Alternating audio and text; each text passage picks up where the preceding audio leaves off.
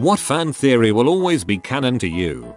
At the end of the thing, Mac ready his gasoline and the whiskey bottle. He made all the bottles into Molotov cocktails. He knew he was going to die with the thing, or likely from it, so there was no reason for him to save an entire bottle of just whiskey on his person when that could have been another weapon. At the end, he offers the bottle to Childs, who drinks it as if nothing was wrong. The thing wouldn't know what whiskey tastes like, and reveals Childs as being replaced. There's also the whole, Childs literally doesn't have a breath. Watch that last scene again. Kurt Russell is puffing away in the Arctic cold, but Childs. The Ember Island players of The Last Airbender got a live-action movie. Pinky in the Brain, one is a genius, the other is insane. It says it right there. Brain is the insane one, megalomania, and Pinky is the genius who always manages to foil his nefarious schemes, while maintaining the appearance of being a doddering fool, so Brain never catches on and gets rid of him. There is an episode where Pinky gets to scheme and succeeds at everything he tries. That Marty died in the tunnel getting the almanac from Biff's car. Doc heard about this and went back in time just long enough to be at the end of the tunnel to drop a rope ladder in time, saving that timeline's Marty. How else would he know? One of my favorites. The entirety of the Burn Notice storyline is an oversimplification, and we don't actually know what happened. It is admitted that Burn Notice is made to be a retelling of Weston's journey post-Burn, but think about how incredibly simple it all is. Everyone's characteristics are very cleanly described. Fia's never too violent, despite the fact that she has all the character traits situations pointing to extreme violence. Sam only ever drinks just the appropriate amount, despite displaying clear, basically alcoholic tendencies. Mike pretty much never loses his cool, even in situations where he clearly should have lost it, etc. Basically, the story has been cleaned up, so to speak. Mike may be telling the story of his past to Nate's son, as pointed to by the writers, but it's extremely unlikely that we're getting the truth. More like getting the gist of the main points, and filling in the gaps with some adventures. Alternative theory, Mike's story is told by Nate's son, and that's why the story feels so cleaned up and polished. The machines are actually the good guys of the Matrix universe. They were horribly mistreated by humanity, and humanity even tried to wipe them out by blocking out the sun. And yet despite it all, the machines actually saved humanity by plugging them into the Matrix. Even in the movies, it's stated that they tried to create a paradise for humanity, and as we all know, the battery theory makes no sense at all. So I can only conclude that the machines wanted to spare humanity from the bleak desert of the real that humanity had created. And I mean, even looking at the behavior of the machines, the only one who displays any real malevolence toward humanity is Agent Smith. And even the other machines think Smith is out of line by obsessing over his hatred of humanity. If they really hated humanity, shouldn't Smith's behavior be considered normal? To add to this, there's an episode in the Animatrix where a couple of machine diplomats tried to gain entry to a UN meeting to come up with a compromise, but the humans weren't having any of it and denied them entry. Then humanity got its butt kicked. That for every episode of the X-Files, there were 2 or 3 cases where there was a perfectly logical explanation and Scully was totally right. I mostly believe this because I don't understand how after years of seeing that there are real monsters, Scully would still scoff at the idea of vampires or whatever. Doesn't make sense, unless she is often proven correct.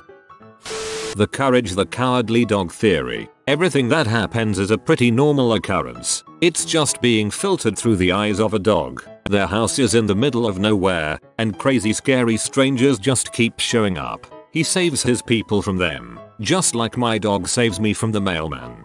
Yeah, and that is apparently why the humans never overreact like courage does. The merchant at the beginning of Aladdin is just making up the story, as he is just trying to sell you a lamp. The merchant is not the same person as the genie. Event Horizon is the first warp drive capable ship that goes horribly awry, setting mankind up for an incredibly grimdark future, set in the 40k universe.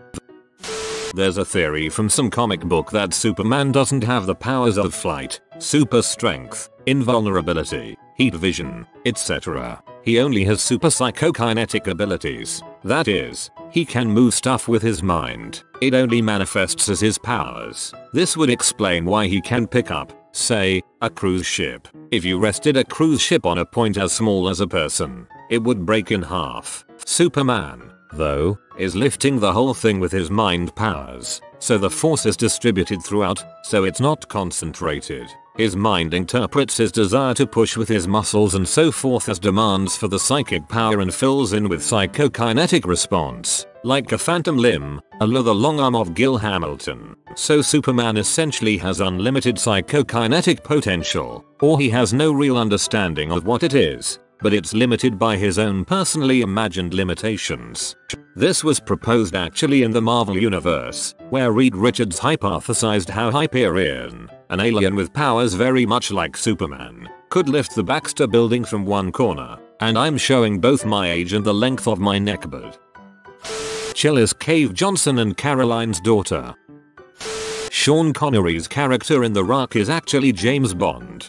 John Mason. The Rock was imprisoned in 1962. This is actually the year that Dr. No came out. It's likely they were nodding towards Bond with the choice of year, but it kinda disproves that he could be 007, because he'd have been in Electras for all of the Connery adventures. The sentimental State Farm commercial that ends in "I'm never letting go" really foreshadows the guy leaving his family. Throughout the ad, the man is reciting all kinds of "I'm never" scenarios. I'm never getting married, we're never having kids, we're never moving to the suburbs, etc. And in the scene following each "I'm never" he is doing exactly what he says he'd never do. So in the final scene, when he and his wife are watching a movie at home while his kids are sleeping contentedly around them, he says "I'm never letting go." It follows that in the next scene, he must be letting go. Since it is a commercial about insurance, I thought they were hinting at life insurance. So he dies. There is no special Krabby Patty secret recipe. The paper in Mr. Krabs' bottle is SpongeBob's job contract. He is what makes them so yummy, since in the first episode, he got behind the grill and churned out a ton of tasty burgers with no training. That discounts Jim, the previous fry cook. However, one thing to note about SpongeBob is that the episodes don't really have too much continuity. They contradict each other pretty often. Franklin Richards is the reason people in the Marvel U stop aging. He hit 7 and his reality warping power froze the heroes in a state of arrested development at their prime of roughly 10 years after the FF got their powers. All subsequent Mad Max films after the original are told through the oral tradition after generations have passed, which is how Max can be a cop in the first film and then have the apocalypse seem to happen generations before in the later films. The setting is the one that the storyteller understands. The eternal happiness theory of the Pokemon anime. Basically, in episode 1 of the show, Ash sees Ho-Oh, which is later stated in a Pokédex entry to grant eternal happiness to whomever sees it. Ash's eternal happiness is being able to be a kid and explore with his Pokemon forever, which explains why he never ages past 10. I just like it better than the stupid coma theory, quite frankly. I'm sure it was pretty cool for whatever first had the coma theory, but now it is applied to everything with any fantasy or surreal setting.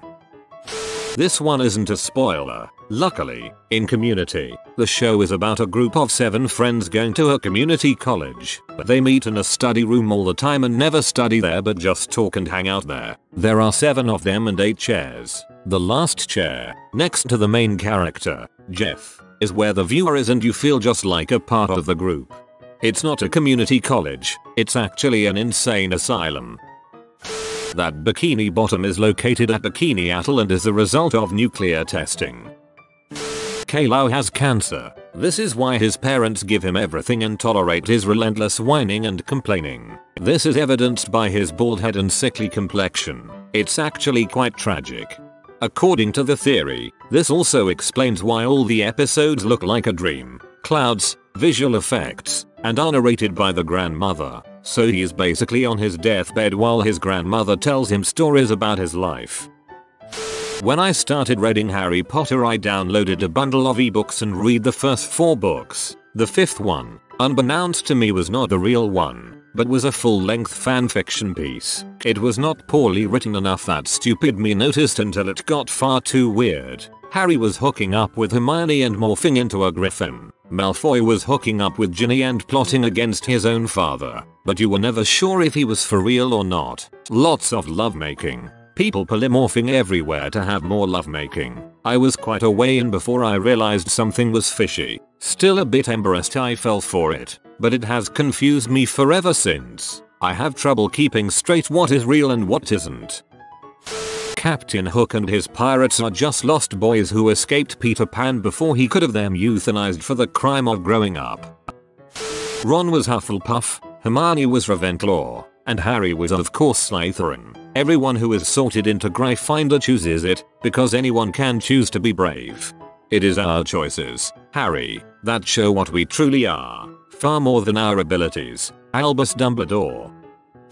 Harry Potter headcanon. George dyeing his hair an outrageous color because he always saw Fred in the mirror. Ditto is a failed attempt to clone Mew. The one for SpongeBob that theorized that the real reason that Mr. Krabs didn't want Plankton to steal the Krabby Patty plans was not because then the Chum Bucket would be able to compete with the Krusty Krab. It was because Mr. Krabs was a sociopath who made the patties out of fish. Elsa and Anna's parents shipwrecked on their way to Rapunzel's wedding. The blonde equals magic works together with this. Myso and I have a theory that Teddy in Bob's Burgers is actually a millionaire who continues to work as a handyman because he is bored. This explains how he can afford to spend so much time just sitting around the restaurant. This is also why anytime someone asks him to sign something he acts completely unaware, incompetent as to how where to sign. He is off the grid and signing anything would create a paper trail that could lead to his whereabouts. Zion is just another level of the Matrix, because it explains the otherwise gaping plot hole of Neo has powers outside of the Matrix 2 because of reasons that or the Matrix sequels never happened. E.T. will always be a Jedi in my eyes. Well, we know that E.T. and Yoda are from the same galaxy. There are E.T.s in the Senate in episode 2, or maybe 3. Too lazy to look up, and in E.T. he passes by a kid dressed as Yoda and says home. That when Walt kills someone in Breaking Bad he adopts their characteristics as his own. He is shown eating a sandwich with the crust on it early in the first season. When he and Jesse kidnap that Greek dealer and bike lock him in the basement, Walt makes him a sandwich and the dealer asks Walt to cut the crusts off. After Walt eventually kills him, whenever Walt is shown making a sandwich he cuts the crust off. Not convinced? When Jane dies, Walt has a scotch with her father. I don't think he knows who he is talking to, but he orders his scotch neat. Mike takes his scotch on the rocks, and after Walt kills him so does he. Still, okay, one more. Gus. When Walt kills Gus, he cements into Gus Roland Eminer. He starts doing some pretty brutal crap with Gus' trademark stoicism. I believe shortly after Gus' death Walt gives the "I'm not in the money business, I'm in the empire business" speech. 2. Gus ran the largest crystal empire in the Southwest.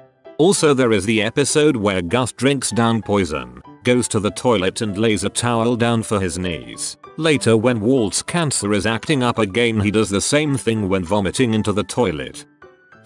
Voldemort is bald so that nobody can make a Polyjuice potion using his hair.